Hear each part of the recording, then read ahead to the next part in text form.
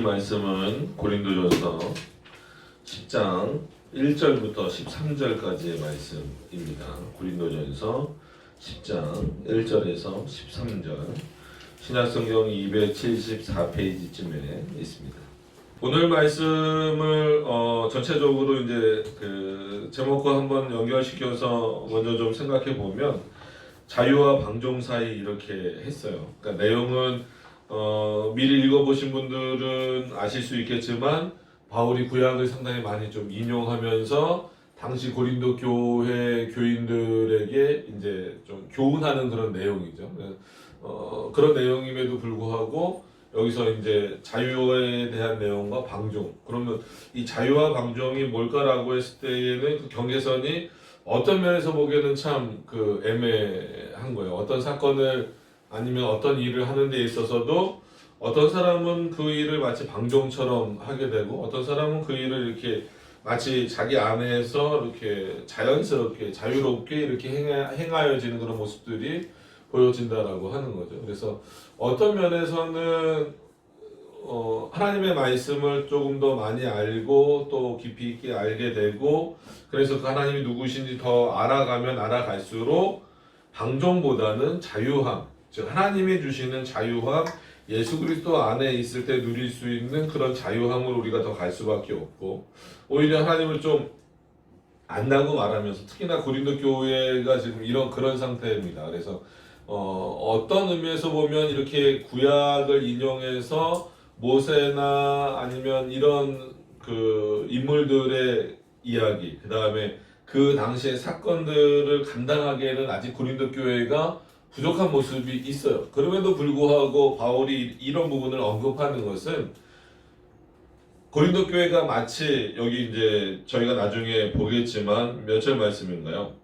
12절에 보면 그런즉 선줄로 생각하는 자는 넘어질까 조심하라, 이런 것과 같이 고린도 교회 스스로는 우리는 괜찮다, 이 정도면 괜찮다라고 생각하는 그때 틈타는 게 말 그대로 방종이죠. 그러니까 그런 어떤 의미가 있기 때문에 바울은 고린도 교회에서 그런 모습을 본 거예요. 고린도 교인들이 스스로가 우리는 뭐 이 정도 하면 괜찮습니다라고 하는 어떤 그 내용을 통하여서 오히려 하나님을 잘 섬기고 하나님의 뜻대로 살아가려고 하는 것보다도, 그렇기 때문에 우리는 뭐 이렇게 하는 게 뭐 괜찮습니다, 이 정도 하면 뭐 괜찮습니다, 이런 어떤 그런 내용들을 많이 봤기 때문에 바울이 모세의 이야기를 통하여서 또 특히나 창세기도 인용하지만 이 10장에 대한 부분은 민수기를 많이 인용을 합니다. 그래서 성경을 이렇게 많이 보시는 분들 중에서도 특히나 레위기나 민수기 이런 부분들은 좀 잘 안 보시는 부분들이 있어요. 레위기는 너무 이제 뭐라 그래요? 제사법이나 이런 내용들이 많이 나오고, 민수기는 이제 누가 누굴 낳고 이런 내용들이 너무 반복되다 보니까 의외로 신명기나 이런 부분들은 많이 보시는데 민수기나 이 부분들은 많이 안 보시는 경향이 있어요. 근데 바울은 오늘 특히나 이 고린도전서 10장에서는 민수기의 내용들을 뭐 여러 차례 이렇게 좀 언급하는 그런 내용들이 있습니다. 그래서 이제 어떻게 하는 것이 방종이고 어떻게 하는 것이 자유인가에 대해서 좀 살펴보면서, 근데 그 내용은 우리가 여태까지 다뤄왔었던 성례에 대한 부분들이 여기서도 이제 언급이 돼요. 그래서 우리가 보통 지금 소요리문답에서는 신약의 성례를 해서 세례와 성찬에 대해서 배웠잖아요. 근데 그것이 이제 구약에서 어떤 의미가 우리가 세례로 이해할 수 있고, 어떤 의미로 또 그럼 성찬, 심지어 이제 성만찬으로 연결시켜서 이해할 수 있느냐에 대한 부분들을 말하면서, 동시에 그렇기 때문에 그때부터 이어져 내려왔던 하나님의 뜻은 어떤 형식은, 성례의 어떤 형식은 신약과 구약이 당연히 다르죠. 당연히 다르지만 그럼에도 불구하고 그 본래적인 의미들을 되새기면서, 이런 성례 가운데, 이런 하나님의 놀라운 은혜 가운데 있는 너희들이 믿음의 출발선에 서 있다 할지라도 그 출발선에 서서 어떤 방향으로 나가야 방종이 아닌 그리스도 안에서 누릴 수 있는 자유함으로 갈 수 있는가를, 물론 10장 전체를 다 봐야 되겠지만 자, 오늘 13절까지 그 내용을 좀 또 살펴보겠습니다. 그래서 첫째로 좀 우리가 봐야 될 내용들이 이제 보시면 그 세례에 대한 부분이 1절에 나옵니다. 보시면 제가 읽어드릴게요. 형제들아 너희가 알지 못하기를 내가 원치 아니하노니 우리 조상들이 다 구름 아래에 있고 바다 가운데로 지나며 모세에게 속하여 다 구름과 바다 사이에서 세례를 받고 모세가 여러분 그 구약 성경의 기록을 보시면 알지만 세례를 주는 어떤 그러니까 세례 요한과 같은 형태의 세례를 주는 장면들은 나오지 않는단 말이에요. 근데 분명히 오늘 바울이 모세 아래서 세례를 받았다라는 표현을 쓰고 있어요. 너희 모두가 구름 가운데 있고 바다 가운데로 지나며 모세에게 속하여 다 구름과 바다 사이에서 세례를 받았다라고 하는 거죠. 그랬을 때 이 세례라고 하는 의미가 뭘까가 더 중요하다라는 것일 수 있어요. 그러니까는 물론 바울은 조금 더 이제 진행을 하면 그게 이제 논쟁거리가 또 되죠. 지금도 그것이 많이 논쟁이 되는데 왜냐하면 3절, 4절 이후에도 이제 보시면 그렇게 나와 있습니다. 3절 이하에 보시면 다 같은 신령한 식물을 먹으며 그러니까 하나님이 주신 식물이라는 거예요. 다 같은 신령한 음료를 마셨으니 이는 저희를 따르는 신령한 반석으로부터 마셨음에 그러니까 그 반석이 누구냐라고 했을 때에는 그 반석은 곧 그리스도시니라. 그러니까 이게 어떻게 보면은 영적인 성례 전체를 말하는 거죠. 그래서 1절을 세례로 놓는다라고 한다면 3절부터 2절부터 이어지는 그 내용들은 5절 정도까지 이어지는 내용들은 성찬의 의미로 우리가 이해할 수 있다라고 하는 거예요. 그러니까 구약의 내용을. 그러니까 모세의 그 이스라엘 백성들을 인도하는 내용들을 그렇게 이제 이해를 하게 되는 거죠. 그래서 형식은 다르다 할지라도 그래서 여기서 우리가 알아야 될 내용들은 뭐냐면 첫 번째로 그러니까 성례로 그냥 통일을 합시다. 세례나 뭐 성찬이나 그거를 뭐 나눠서 이해를 하는 것도 중요하지만 일단 기본적으로는 성례라고 했을 때 우리가 구약과 신약을 구별할 때 뭐 율법, 복음 이렇게 딱 단절 지어서 이렇게 구분할 수는 없다라고 말씀을 드렸어요. 그래서 율법 안에도 복음이 있고 복음 안에도 율법이 있는 어떤 그런 방식으로 즉 신구약에 통일된 어떤 그런 방식으로 신약과 구약을 보듯이 성례라고 하는 것도 예수 그리스도께서 신약 시대에 물론 제정하신 게 맞아요. 그럼에도 불구하고 그 성례의 본질적인 의미들은 신구약의 통일을 가지고 있다라고 하는 거예요. 그래서 그러면은 세례의 본질적인 의미는 뭐겠습니까? 단순히 그래서 우리가 세례를 줄 때 뭐 물에 담그는 게 그렇게 중요한 게 아니다. 물을 머리에 뿌리는 게 그렇게 중요한 게 아니다. 그 세례가 가지고 있는 의미가 뭔가를 늘 우리가 되새기는 것이 중요하다라고 말씀드린 이유가 거기 있는 거고 성찬에 있어서도 마찬가지다라고 하는 거예요. 궁극적으로 그러면 우리에게 이런 성례를 허락하신 이유가 뭐예요? 대표적으로 말해보라 이렇게 얘기하면은 구약의 할례 정도, 요 정도 이해하는 경우가 많이 있지만 오늘 그 내용 중에 나와 있는 것만 보더라도 만나 사건, 그 다음에 그 창조 이후에 모세를 통하여 어떻게 보면 출애굽 이후의 그런 사건들 그 안에서 세례와 성찬을 다 이해하고 있고 좀 넘어가서 그 보시면 9절에 저희 중에 어떤 이들이 주를 시험하다가 뱀에게 멸망하였으니 이게 이제 노뱀 사건이잖아요. 노뱀 사건이 또 이제 민수기에 또 나오죠. 물론 구약에 여러 번 그 내용들이 반복적으로 나오긴 하지만 특히나 민수기에 좀 더 나온단 말이에요. 그래서 그 노뱀을 보고 살아나는 것, 살아나는 어떤 불뱀에 물려서 죽어가는 자들이 노뱀을 보고 살아나는 그 장면을 통하여서 그것을 구약의 성례로 해석을 하는 게 이제 우리의 입장이라는 거죠. 어떤 그런 내용들을 통하여서 볼 때 이 그 성례의 본질적인 의미는 뭐냐면 하나님이 우리를 인도하신다라는 개념이에요.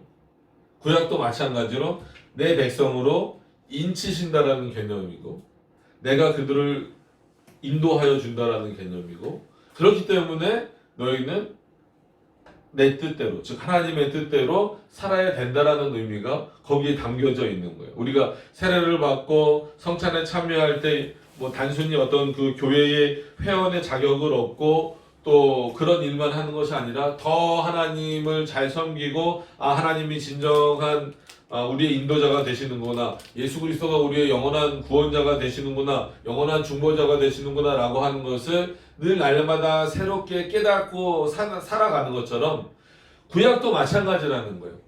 구약에서도 이스라엘 백성들이 하나님을 계속 잊어버리기 때문에 반복적으로 나는 너희를 애굽에서 인도하여낸 여호와다라는 표현을 쓰셨던 것처럼 이런 방식들을 통하여서 이미 나는 모세를 통하여서 세례를 주었고 만나라고 하는 것을 통하여서 너희가 먹고 마시게 했다. 그것이 어떤 의미에서는 성례와 똑같다라는 거죠. 그러니까 구약의 성례다라는 그런 개념이에요. 그리고 그런 오늘 이제 우리가 봐야 될 본문의 내용으로서는 그 노뱀 사건을 이제 대표적으로 들면서 그런 사건도 너희가 죽을 수밖에 없는 너희의 잘못으로 인하여서 그런 형벌을 당하게 되었고 죽을 수밖에 없는 상태였음에도 불구하고 하나님께서 그 노뱀을 만들게 하셔서 그것을 쳐다보는 자마다 죽지 않게 되는 것처럼 지금 이 시대에도 여전히 그리스도를 바라보는 자들이 그리스도를 올바로 믿고 고백하는 자들이 하나님의 백성이다라고 인침을 얻는 것과 똑같다라고 하는 거죠. 그 죄악에서 이렇게 용서함 받는, 그러니까 뭐 이건 뭐 예정론을 무시하는 그런 표현은 절대 아닙니다.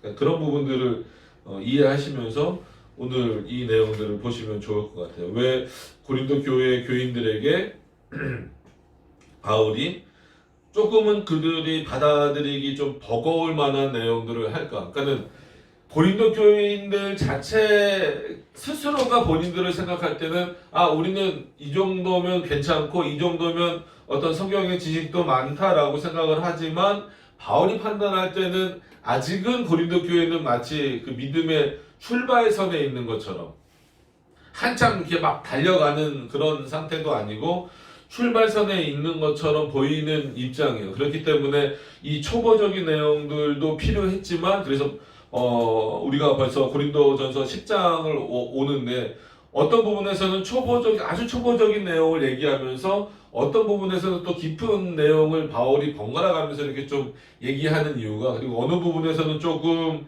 강하게 같은 사건이어도 질타하면서 또 어떤 부분에서는 좀 그 부분을 유하게 이렇게 넘어가는 그 부분은 아직 고린도 교회 교인들의 상태가 마치 바울이 스스로 비유하고 있는 것처럼 단단한 식물을 먹기까지는 좀 덜 성장했다라고 하는 거예요. 그래서 그럼에도 불구하고 고린도 교인들은 늘 뭐라 그래요? 왜냐하면 이스라엘 백성들은 이 구약 성경에 대한 익숙함이 있기 때문에, 그러니까 지금도 이스라엘 같은 경우 가면은 어린 아이들부터도 그냥 뭐 구약 성경을 이렇게 듣는 것, 특히나 뭐 모세오경과 같은 내용들을 듣는 거는 쉽잖아요. 그냥 뭐 여기저기서 들리니까. 그러니까 그렇게 들리면 다 된 건 줄 아는 거예요. 그러니까 이 고린도 교인들도 어쨌거나 유대교적인 그 문화에서 살고 있었기 때문에 구약의 내용들은 알아요. 그렇기 때문에 바울이 오히려 더 좀 어려운 내용이지만 모세의 내용을 이렇게 예를 들어서 표현을 하고 있는 거죠. 그래서 일단 1절, 2절은 왜 세례라고 표현을 하냐면, 보통 우리 조상들이 다 구름 아래 있고라고 했을 때 그 구름을 어떻게 해석을 하냐면 하나님의 인자하심 가운데 있다 이렇게 표현을 하고 있어요. 그래서 구름이라고 하는 것을 꼭 성경 전체의 모든 구름을 다 그렇게 해석해야 되는 건 아니지만 이 구약 성경에 나오고 이렇게 그들의 조상들을 말할 때 구름 아래 있다라고 했을 때에는 하나님의 임재 아래 있다 이런 식의 이해를 가져야 된다라고 이제 주석에서도 표현을 하고 있습니다. 그리고 당연히 모세가 지도자였기 때문에 구름과 바다 뭐 아시잖아요. 홍해도 건너가고 뭐 진짜 그 광야길도 건너가고 그랬을 때 하나님께서 적절하게 낮에는 무슨 기둥? 낮에는 구름 기둥, 밤에는 불기둥으로 인도하신 어떤 그런 역사를 하시는 거예요. 그래서 눈에 보이는 인도자는 모세잖아요. 그래서 모세라고 계속 언급을 하지만 실제 너희를 인도하는 자는 누구다? 하나님이시다라는 것을 알려주시는 거예요. 그래서 하나님이 너희를 택하고 인쳤기 때문에, 그리고 그 일을 실제적으로 너희 눈앞에 보이는 일로서 행하는 자는 누구였기 때문에? 모세이기 때문에 모세를 통하여 세례를 받았다. 그러나 그 세례의 가장 본질적인 그 주체자는 누구냐라고 했을 때 물론 삼위일체이시지만 오늘 본문에서는 예수 그리스도다라는 거예요. 오히려 바울이 논쟁이 될 만한 표현을 써버린 겁니다. 그냥 모세의 세례다라고만 하고 넘어갔으면 되는데 뒷부분에 누가 봐도 그렇잖아요. 다 같은 식물을 먹고 다 같은 신령한 음료를 마셨고 또 다 같은 반석 우도부터 마셨는데 그 반석이 곧 그리스도시다. 그러면 대번에 사람들이 얘기하는 게 뭐예요? 구약시대에 언제 예수님이 계셨느냐. 특히나 모세 시대에 언제 예수님이 계셨는데요. 그래, 반석을 통해서 이스라엘 백성들이 물을 마신 사건은 다 알고 있단 말이에요. 그러면은 그 반석을 때린 사람은 누구예요? 모세잖아요. 그리고 때리라고 명령한 사람은 하나님이시잖아요. 그러니까 유일신 사상은 분명히 가지고 있었어요. 그러나 예수 그리스도가 하나님의 아들이시면서 동시에 하나님이시다라는 사고는 아직 부족했기 때문에 이게 이 당시 고린도 교인들한테는 이해가 안 되는 거예요. 뭐 지금도 이해 못하는 사람들이 많잖아요. 지금도 이렇게 가끔 대화를 하고 그러면 정말 모르는 사람들도 있고 이거 갖고 시비를 거는 사람들도 많이 있어요. 언제 구약에 예수님이 있었냐. 그랬을 때 칼빈 오히려 주석을 하면서 구원의 문제를 따져봐라. 구원의 문제를 그러면 구약은 모세가 구원시켰느냐? 아니지 않느냐? 하나님이 구원자이시라면 그 예수 그리스도가 죽으심을 통하여서 구약과 신약의 백성들이 다 하나님의 백성들이 구원을 공의 그리스도 안에서 받았다라고 한다면 모세를 통하여 그리고 그 만나를 통하여 너희들이 먹고 마시는 과정을 통하여서 그것을 세례라고 표현하고 성찬이라고 표현하는 것을 그리스도 안에 두는 것에 대해서 이상하게 여기면 안 된다라는 거예요. 그러니까 그 본질적인 의미를 더불어서. 그래서 5절에 그러나 저희의 다수를 하나님이 기뻐하지 아니하심으로 저희가 광야에서 멸망을 받았느니라. 그러니까 그때나 지금이나 이것이 인정되지 못하고 받아들여지지 못할 때 결국은 너희들은 죽음으로 달려갈 수밖에 없다라고 하는 거예요. 물론 택함받은 자들이 구원받는 건 당연한 건데, 왜냐하면 이스라엘 백성들이 그런 불평을 많이 하죠. 어떤 불평을 많이 합니까? 하나님이 주시는 만나와 메추라기와 이런 것들을 나중에 계속 먹다 보니까 사람은 어때요? 똑같은 거 먹다 보면 좀 식상하잖아요. 그래서 뭔가 새로운 거를 먹고 싶어 하는데 하필이면 뭘 먹고 싶다라고 하나님 앞에 원망했어요. 애굽에서 먹었던 것을 먹고 싶다라는. 그게 하나님으로 하여금 굉장히 화를 나게 만드는 거죠. 그러면은 하나님의 입장에서는 뭐가 무시되는 거예요? 내가 주는, 즉 하나님이 주시는 은혜는 거절하면서 세상에서 누리는 그런 어떤 그 산의 지미와 같은 것만 쫓아다니는 그런 이스라엘 백성들을 향하여서 하나님이 크게 진노하시는 거예요. 그러니까 누가 진정한 양식이냐라고 했을 때 지금도 여전히 우리에게는 뭐 맛있는 음식들 많이 있습니다. 그럼에도 불구하고 우리에게 있어서 진정한 양식은 예수 그리스도의 말씀이죠. 하나님의 말씀이죠. 우리가 주일날 이후에 이렇게 모여서 또 하나님의 말씀을 나누는 이유가 뭡니까? 하나님의 말씀을 양식으로 공급받기 위해서 그렇게 하는 거라고. 그런 차원에서 자주 모이면 더 좋아요. 근데 이제 생활이 워낙 바쁘고 또 뭐 이렇게 모일 수 있는 여건이나 이런 상황들이 되지 않기 때문에 자주 못 모일 뿐이지. 그래서 인간이 가지고 있는 연약함은 계속해서 하나님을 향하여 나가려고 하지만, 하나님 주신 믿음을 가지고 나가려고 하지만 그게 꺾일 때가 많아요. 여러 가지 환경이나 상황이나 이런 것들로 인하여서. 그래서 바울이 그런 권고도 잊지 않고 하고 있는 거예요. 그래서 6절 이후에 어떤 두 번째 내용으로 보면 이렇게 어떤 성례와 같은 의미들을 구약에도 주셨는데 너희가 그것을 어떻게 버렸는지 한번 모세 시대를 예를 들어서 살펴봐라는 거죠. 그래서 두 번째 의미로 살펴보면 6절부터 보면 그렇습니다. 그런 일은 우리의 거울이 되어 우리로 하여금 저희가 악을 즐겨한 것 같이 즐겨하지 않는 자가 되지 않게 하려 함이니. 원래 거울은 이렇게 자기 모습을 보는 거잖아요. 어떤 걸 보는 거잖아요. 근데 이 거울을 비유로 들어서 너희가 그 사건을 마치 보듯이 봐라 이거예요. 그 구약 사건을.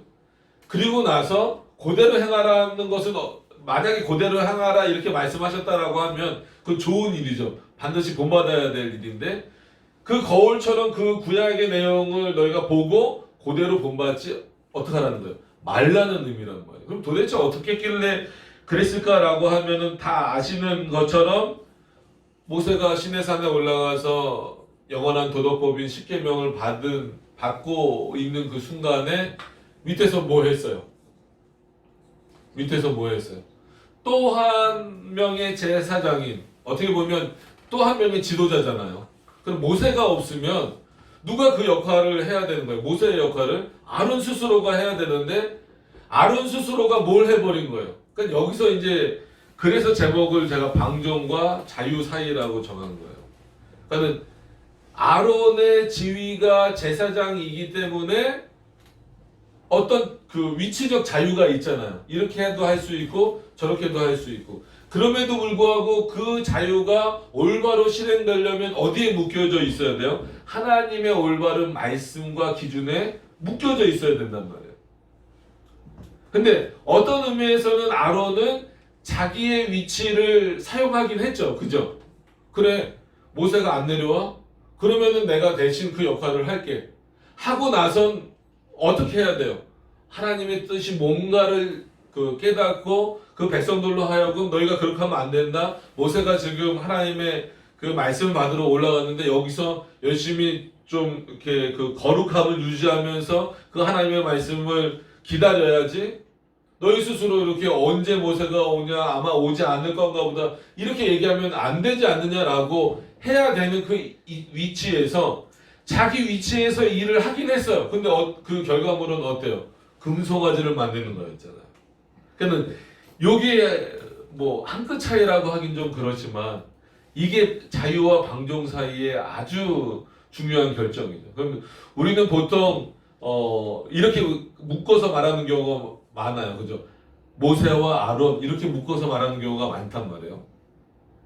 그러면 하나님이 분명히 그 구약의 사건을 여러분들이 다 보셔서 알지만 모세를 세우실 때에도 저는 입이 둔하여서 못합니다 했을 때 하나님께서 뭐라 그러셨어요? 내가 한마디로 너를 대신해서 말할 수 있는 사람을 세워주겠다. 그게 누구였습니까? 아론이잖아요. 그렇기 때문에 아론이 하는 말도 결국 누구의 말과 똑같은 권위가 있는 거였어요? 하나님의 말씀과 똑같은 권위가 있는 거란 말이에요. 그러면 모세를 통해서 아론을 통해서 전해지는 말씀이 하나님의 말씀의 권위가 있는 것으로 이스라엘 백성들이 늘 알고 살아왔다면 모세가 지금 하나님의 말씀 들으러 올라갔어요. 그러면 아론이 여전히 어떤 역할을 해야 돼요? 하나님의 말씀을 전하는 역할을 해야 되는데 자기에게 주어진 직분을 남용한 거죠. 그래, 다 가지고 와라. 만들어줄게. 너희에게 있는 금은 다 가지고 와라. 금 다 가지고 와라. 그리고 우상을 만들어 놓고 이게 너희 하나님이다라고 해버린 거예요. 분명히 아론은 어떻게 해야 되는 인물인데요. 그렇게 한마디로 좀 안달이 나 있는 백성들에게 그들을 차분히 하나님 앞에서 좀 이렇게 조용하게 하고 또 하나님의 뜻대로 살게 만들려고 하고 때로는 그들을 강하게 질책하면서 도대체 너희가 하나님의 백성이 맞느냐라는 어떤 그런 차원의 호통을 쳐야 되는 어떤 그런 위치에 있음에도 불구하고 이거는 더 악하게 금송아지를 만드는 일. 이 자유와 방종 그 사이의 결정은 결정하나요? 물론 결과는 뭐 어마어마하게 낮지만 그 위치에서 내린 결정은 아주 뭐 그 아론의 그래서 아론의 책임으로 돌리는 이유가 거기 있는 겁니다. 그래서 7절에도 저희 중에 어떤 이들과 같이 너희는 우상 숭배하는 자가 되지 말라. 기록된 바 여기서 이제 저희 중에 어떤 이들과 같이 이런 표현들은 이미 고린도 교회는 지식적으로는 아까 말씀드린 대로 다 알고 있으니까 굳이 이름을 언급하지 않아도 아, 그 사람이 누구구나라고 하는 정도는 안단 말이에요. 우상 숭배하는 자가 되지 말라. 기록된 바 백성이 앉아서 먹고 마시며 일어나서 뛰논다 함과 같으니라. 그러니까 먹고 마시고 뛰노는 것 자체가 잘못됐다라는 의미는 아니에요. 그러니까 하나님 앞에서 우리가 기쁘고 즐거울 때 그런 어떤 그 뭐 비유적인 표현으로 진짜 기쁘고 즐거울 수 있잖아요. 그래서 우리가 성찬의 자리를 그래서 천국 잔치다라고까지 표현을 한단 말이에요. 그랬을 때 그것이 누구를 위한 거냐가 중요한 것이지 자기 자신을 위해서 즉 우상을 위해서 먹고 마시고 뛰는 것은 방종이 되는 거겠죠.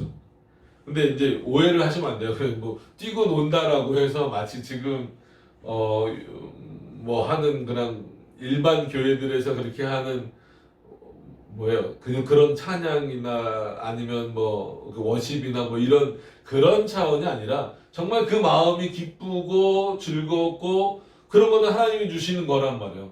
그런 어떤 은혜는 하나님 안에서 충분히 그리스도인으로서 우리가 누리면서 살아야 되는 거예요. 아, 마치 그리스도인들은 거룩해야 돼. 그 거룩이 뭔데요?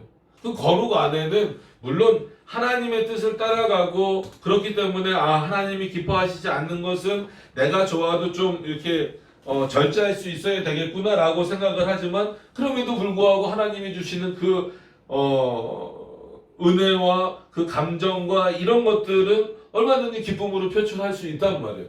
그거 자체가 잘못됐다는 건 아닌데 오늘 이렇게 하지 말라는 것은 뭐냐면 그 백성들이 했으니까 누굽니까? 이스라엘 백성이잖아요. 이스라엘 백성들이 뛰놀려면 누구 때문에? 하나님이 주신 은혜 때문에 그들의 마음이 기뻐야 되는데 지금 이들은 무엇 때문에 뛰놀고 있냐는 거예요.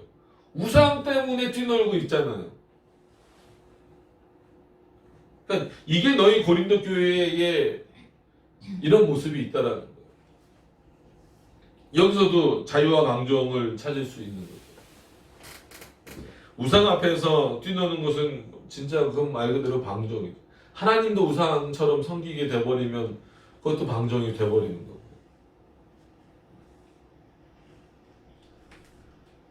그리고 여러 가지 예들을 많이 들어요. 구약의 예를 이 바울이 많이 듭니다. 그러면서 갑자기 그 좀 나오는 것처럼 보이지만 간음하는 이야기로 넘어가죠. 8절에 보면 세 번째 내용에서 이제 어떻게 보면 그 1절, 2절은 세례, 그 다음에 뭐 3절부터 5절까지는 뭐 성찬. 그래서 통합해서 그 앞부분은 이제 그 구약의 성례가 어떤 의미인가. 그렇기 때문에 그 성례 안에서 그 은혜를 누리는 자들이 어떻게 살아야 되는가에 대한 그 의미로서 이제 7절부터 6절, 7절에 대한 내용을 했다면 8절에 이렇게 나옵니다. 저희 중에 어떤 이들이 간음하다가 하루에 23,000명이 죽었나니. 그러니까 이거 갖고도 이제 논쟁들을 많이 하죠. 왜냐면 숫자에 좀 민감한 분들이 있어요. 민감한 분들이 실제로 있어서 모세는 몇 명이 죽었다고 기록을 해놨나요? 민수기에 24,000명이라고 했어요. 근데 바울은 23,000명이라고 그랬잖아요. 그러니까 자유주의 신학자들은 솔직히 이거는 1000명 차이 나는 건 큰 의미가 아니란 말이에요. 근데 이거 갖고 봐라, 바울하고 모세하고 인원수가 다르다. 근데 이런 건 솔직히 본질이 아니거든요. 그래서 칼빈은 이 부분을 주석하면서 구약이랑 신약이랑 숫자 세는 방법이 다르기 때문에 이거는 솔직히 그렇게 큰 문제가 아닌데 참 트집을 잡고 싶어하는 자들은 뭐 갖고도 트집을 잡는다는 거예요? 이런 거 갖고도 트집을 잡는다는 거예요. 2만 3천 명이 죽었건 2만 4천 명이 죽었건 지금 인원수가 중요한 게 아니잖아요. 뭐 하다 죽었다는 게 중요한 거예요. 가늠하다 죽었다는 게 중요한 거란 말이에요. 그러니까 우리가 그 고린도전서 7장 뭐 6장 이런 내용들 쭉 보면 음행에 대해서 굉장히 지금 많이 말하고 있단 말이에요. 그러니까 바울이 한 번 더 어떤 의미에서는 일부러 집어넣은 것 같아요. 그러니까 이렇게 구약 백성들도 그렇게 성례로 지금 우리가 보기에 성례라는 의미 안에서 살아가고 있다가 결국 그들이 하나님을 떠나게 되는 여러 가지 원인들 중에 우상 숭배도 있지만 그 가늠하는 내용들을 통하여서 이렇게 많이 죽지 않았느냐. 그러니까는 우리는 저와 같이 가늠하지 말자. 그래서 이거는 물론 영적인 가늠도 있죠. 우상 숭배는 당연히 영적인 가늠이고 실제로 말 그대로 그런 어떤 육적인 가늠도 하나님이 그 미워하시는 거고 십계명에 해당되는 거니까. 그리고 고린도 지역에 또 여러 번 하나님께서 바울을 통하여서 그것을 이제 경계하도록 하셨으니까 그런 부분들에 대해서 이제 그 말씀을 하시는 그런 부분이죠. 그래서 여전히 지금도 마찬가지입니다. 이 간음에 대한 문제는 이제 뭐 청소년들뿐만 아니라 특히나 이 세상 문화가 점점 더 이렇게 타락하고 있는 이 상황에서 교회가 붙잡고 가야 되는 이 수준이 상당히 오히려 좀 더 높아지고 있어요. 그래서 그 경계석이 무너지지 않도록 우리 안에서 늘 애써야 된다라고 하는 겁니다. 그러니까 어떤 면에서는 우리 몸이니까 그러니까 내 몸이니까 내 몸대로 할 수 있지라고 생각을 하지만 우리는 늘 우리 몸을 심지어 어떻게 표현을 합니까? 성전이라고 표현을 하잖아요. 그러면 내 몸의 주인이 실제 내가 아니다라는 거죠.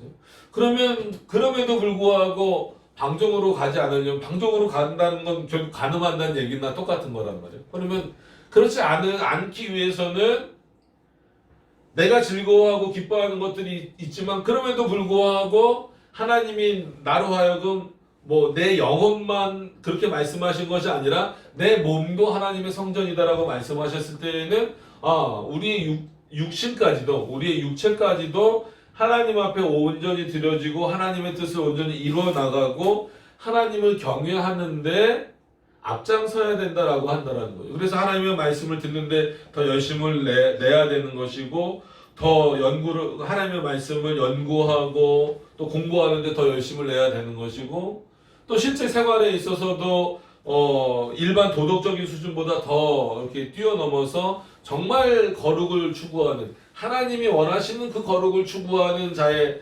모습으로 우리가 살아나가야 된다라는 그런 차원입니다. 지금 고린도 교회에게 바울이 말하고 있는 부분은 그 부분이고 지금도 우리가 생각해 봐야 될 부분이 바로 그런 부분들이다라고 하는 거예요. 그래서 어떤 의미에서 보면 많은 분들이 이렇게 예배당, 뭐 교회라고 표현하는 것보다는 예배당이 더 표현이 좋잖아요. 이렇게 예배당에 나올 때에는 세상에서의 많은 것들을 좀 포기하고 나오는 경우가 많죠. 시간이나 아니면 뭐 약속이라든지 아니면 어떤 관계라든지 뭐 대인 관계라든지 이런 부분들을 포기하고 나오는 이유가 뭐겠어요?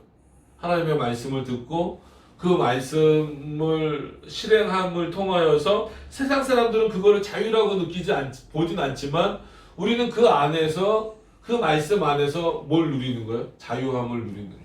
오히려 그렇지 않고 내 몸이니까 내 마음이니까 내가 생각할 수 있고 말할 수 있고 행동할 수 있으니까 내 마음이니까 하고 내 마음대로 살게 되면 그건 다 아는 내용이야. 그 뭐 노뱀 얘기는 수도 없이 들었는데 그렇게 나가버리면 나도 모르게 어떻게 될 수 있다라는 거예요? 방종으로 가버릴 수 있다라는 거예요. 다시금 그렇게 하나님이 원하시지 않는 길로, 그러니까는 이 고린도전서뿐만이 아니라 특히나 신약 성경은 그래요. 물론 뭐 구약 성경도 마찬가지지만 말씀에 대해서 지식적으로는 굉장히 많이 들었기 때문에 알고 있음에도 불구하고 실제 생활에서 그것이 표출되지 않는 모습에 대해서 바울이 굉장히 지적을 많이 하고 있는 거예요. 그래서 그런 차원에서 고린도 교회도 지금 마치 어디에 서 있다? 믿음의 출발선에 서 있다라는 거예요. 아마 칼빈이 그렇게 주석을 한 겁니다. 그 얘기를 그 고린도 지역의 사람들이 알면 굉장히 기분 나빴을 거예요. 왜? 우리는 나름대로 하나님 잘 섬기고 있는데 구약에 대한 지식도 많고 우리는 다 안다. 굳이 바울 너가 이름을 열거하지 않아도 예를 들어서 뭐 민수기 몇 장이라고 알려주지 않아도 아 그 사건 그러면 몇 장? 뭐 예를 들어서 오늘 주로 이제 인용한 게 민수기 26장, 민수기 11장 뭐 그래요. 그럼 이 사건은 뭐 민수기 11장, 이 사건은 민수기 26장, 이거는 창세기 32장, 이거는 뭐 다 아는 내용이야. 이렇게 말할 수 있단 말이에요. 근데 그러면 너희들의 삶은 어떠냐라는 거죠. 그렇기 때문에 너희 마음대로 할 수 있느냐? 오히려 그렇게 알고 있기 때문에 하나님을 더 순종하는 삶이 되어야 되지 않겠느냐? 지금 바울이 그렇게 하는 거예요. 그런 차원에서 마치 그 무슨 구호를 외치듯이 이렇게 하잖아요. 우리는 저와 같이 가늠하지 말자. 이렇게 표현을 하는 거예요. 그래서 저희 중에 어떤 이들이 주를 시험하다가 뱀에게 멸망하였나니. 그러니까 지금 아마 이렇게 설명하려면 민수기 몇 장입니다. 어디입니다. 우리 뭐 찾아보고 막 이래야 되지만 이 당시 사람들은 안단 말이에요. 그러니까 바울도 이렇게 표현을 하는 거죠. 저희 중에 어떤 이들이 주를 시험하다가 뱀에게 멸망하였나니 우리는 저와 같이 시험을 하지 말자. 갑자기 어투가 좀 바뀌었어요. 그죠? 바울의 어투가. 저희 중, 그러니까는 뭐 뱀에게 멸망했어?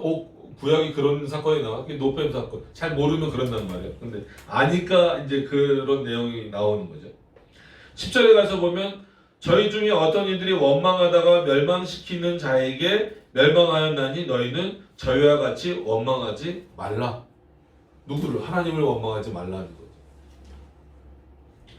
저희에게 당한 이런 일이 거울이 되고 어디서 본 것 같은데 아까 6절에 거울이 나왔었잖아요. 그죠? 근데 한 번 더 언급하는 거예요. 또다시 언급돼서 11절에 저희에게 당한 이런 일이 거울이 되고 또한 말세를 만난 우리의 경계로. 이거를 그래서 마치 예수님이 곧 오실 것처럼 바울이 표현한 것으로만 이해하시면 안 됩니다. 그래서 우리가 뭐 정말로는 아직 따로 이렇게 뭐 하진 않았지만 여러분들이 성경을 읽으시면서 대충 머릿속에 넣어놓으셨을 거예요.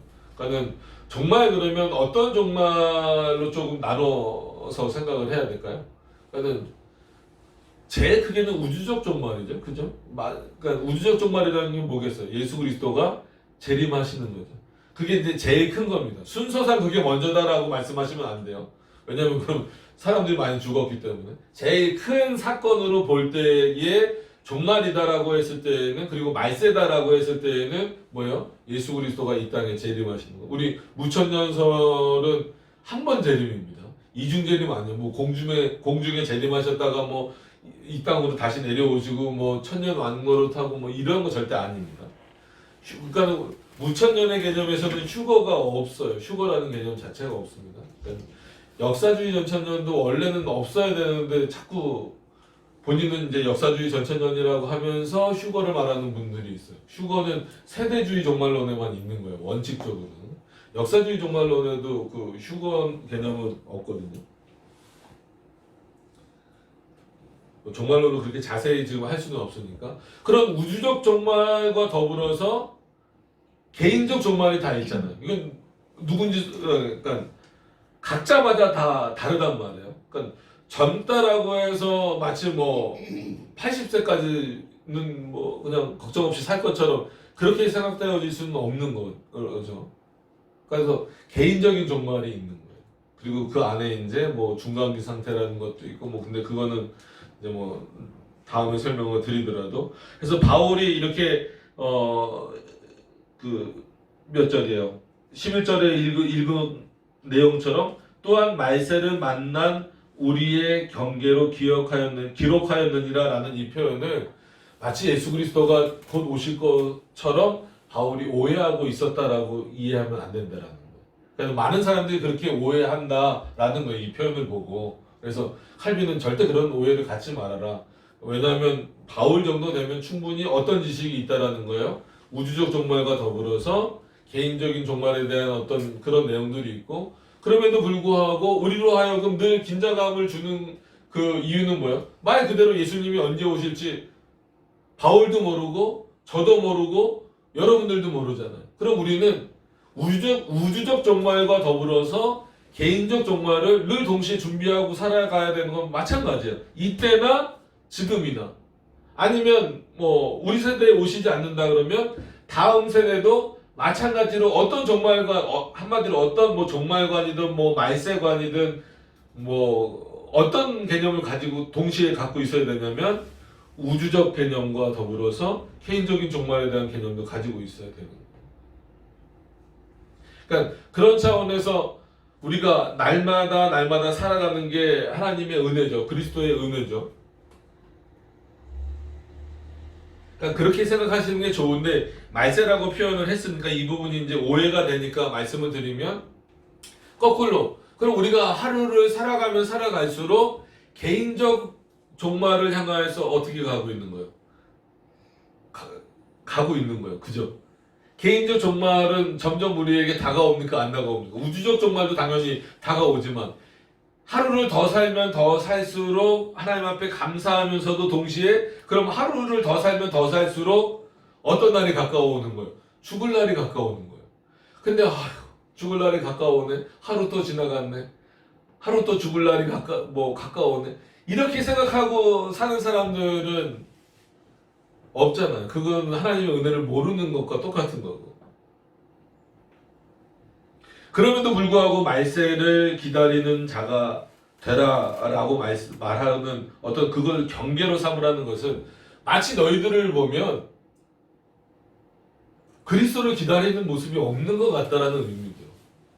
정말 이 세상이 끝인 것처럼 사는 것처럼 보인다라는 것. 그러지 말고 그렇게 살아서는 안 되고 예수 그리스도가 오실 것 그리고 우리는 어디 영원한 천국에서 영원히 살 것이다라고 하는 그 믿음이 없으면 우리가 여기 앉아 있을 필요가 없잖아요. 그러니까 고린도 교인들에게 바울이 표현하는 그 의미도 분명히 그리스도를 통하여서 너희로 하여금 죄로부터 해방시켜 주셨는데 마치 노뱀 사건을 보는 것처럼 해방시켜 주셨는데 너희는 그 자유함을 가지고 방종으로 흘러가 버리면 이 세상이 다인 것처럼 살아버리면 그거는 그리스도의 죽으심과 무슨 상관이냐는 거예요. 너희들이. 마찬가지로 지금 우리들의 삶에 있어서도 마찬가지입니다. 그리스도와 밀접한 관계 정말 우리가 세례받고 오늘 이제 초반에 그 내용이 이제 표현됐기 때문에 거기랑 좀 연결을 좀 시킬게요. 세례받고 성찬에 참여하는 자로 살아가는 자는 이 땅이 다가 아니라고 생각하는 자들이에요. 그죠? 어디가 있다라는 거예요. 영원한 본향인 하나님의 나라를 향해 가고 있다라는 거예요. 그래서 아주 부정적인 이미지로 생각해 보면 진짜 하루를 더 사는 게 우리의 수명이 단축되는 것과 마찬가지임에도 불구하고 우리는 어디에 소망을 두고 사는 겁니까? 하나님의 나라에 소망을 두고 사는 거니까 그런 어떤 마음으로 말세를 준비하는 자로 살지 않으면 마치 이 세상에서 뭐하는 자처럼 되어버릴 수밖에 없다. 방종하는 자처럼 될 수밖에 없다라는 거예요. 오히려 그렇게 그리스도를 기다리는 자 그에게 주시는 자유함은 세상이 주는 자유함과는 전혀 다르잖아요. 그런 자유를 우리가 누리면서 살라고 말씀을 지금 하고 있는 겁니다. 그러면서 이제 바울이 고린도 교회에게 어떤 의미에서 보면 실제 하고 싶은 말이 이제 이 부분일 수 있어요. 그런즉 선줄로 생각하는 자는 넘어질까 조심하라. 그러니까 이런 부분들도 또 이제 또 논쟁이 되죠. 선 것을 뭐예요? 구원. 넘어진 것을 뭐?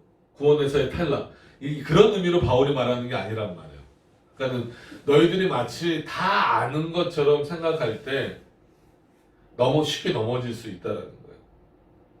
그래서 오히려 그 신앙생활을 이렇게 하다가 뭐 좀 힘들어지거나 뭐 한 이렇게 분들 보면 신앙생활을 오래 했거나 직분을 오래 가졌거나 이런 분들이 힘들어하는 경우가 훨씬 더 많아요.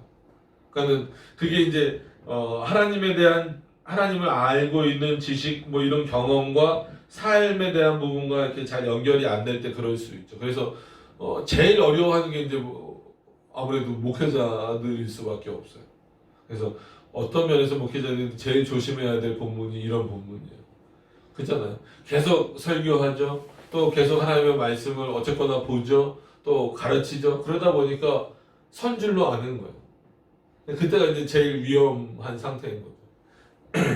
그때 한 번씩 이제 하나님이 여러 가지 방법을 통해서 이제 자극을 주시죠. 그때 얼른 깨닫고 돌아오는 게 뭐 목회자뿐만 아니라 누구에게나 다 중요한 겁니다. 오늘 고린도 교회도 마찬가지죠.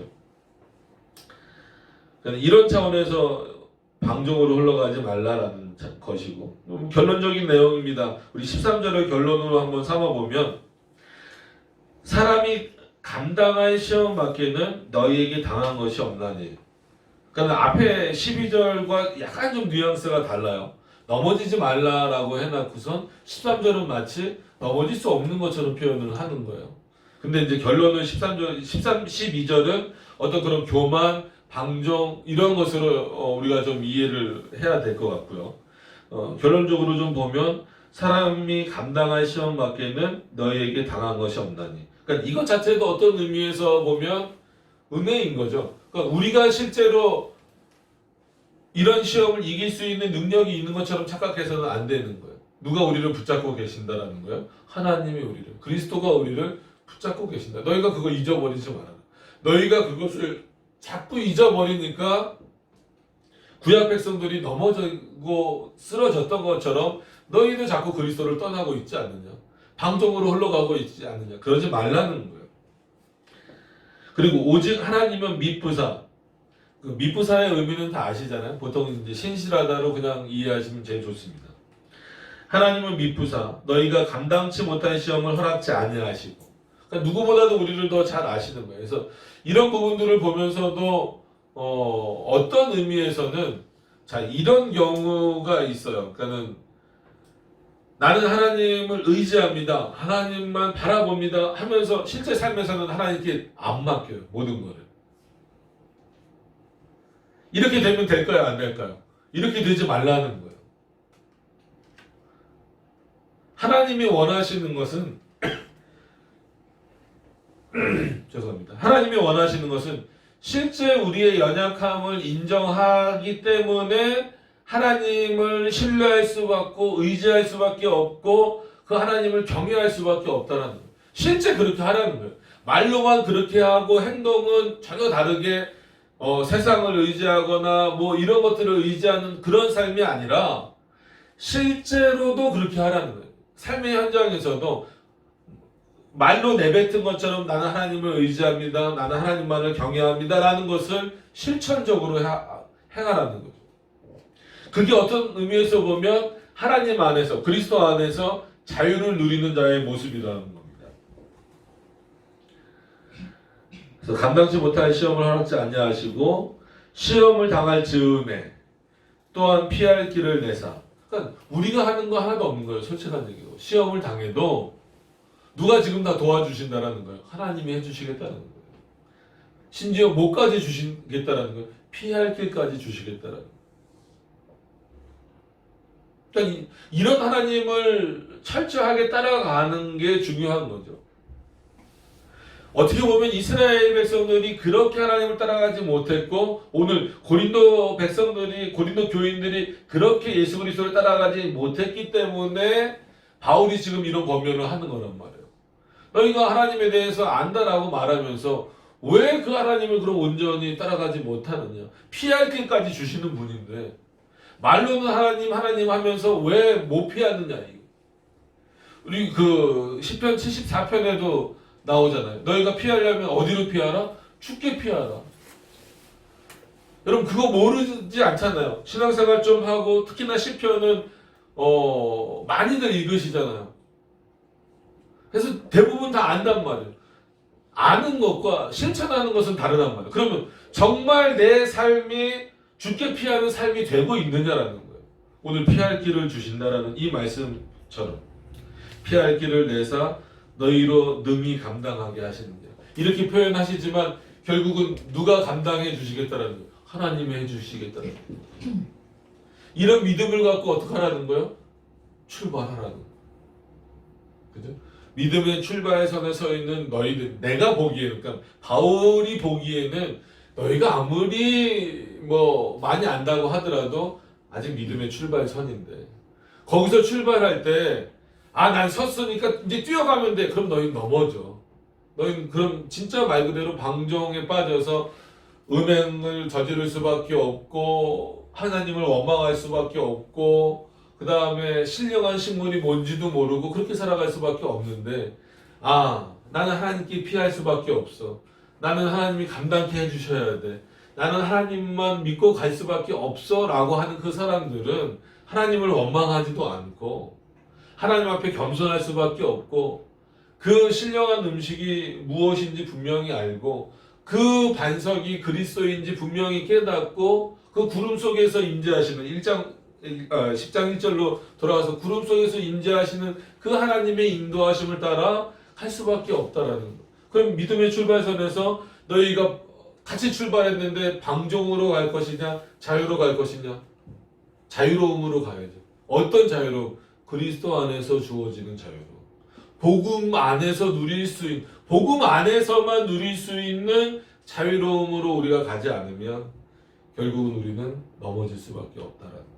그래서 이 13절의 말씀은 그냥 마치 하나님은 인간을 넘어뜨리시려는 게 아니라 인간이 감당할 정도 내가 밀면 저 사람은 쟤는 안 넘어가겠지 그 정도만이 아니라 밀면 솔직히 다 넘어질 수밖에 없다는 거예요. 그럼에도 불구하고 누가 붙잡고 계시기 때문에 우리가 한마디로 시험에 빠지지 않는 거예요. 하나님이 붙잡고 계시기 때문에. 그리고 때로는 감당하기 힘들 때가 있어요. 그때 하나님이 어떤 길을 내주신다는 거예요? 피할 길을 내주신다는 거예요. 그리고 나서 어떻게 그것을 감당할 수 있게 해주신다는 거예요. 그럼 결국 누가 다 하시는 거예요? 하나님이 다 하시는 거잖아요. 누구를 위해서? 우리를 위해서? 우리 교회를 위해서? 또 내 자신을 위하여서. 그런 하나님의 은혜를 늘 확인하시고 체험하시면서 살아가시길 바랍니다.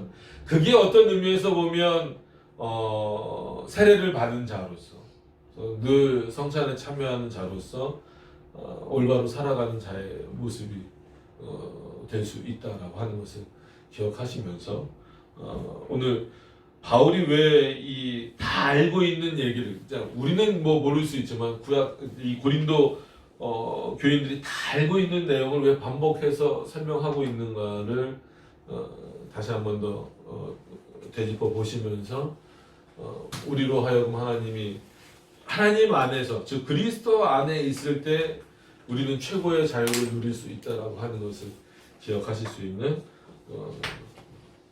우리 성도님들이 되실 수 있기를 바랍니다. 우리 기도하도록 하겠습니다.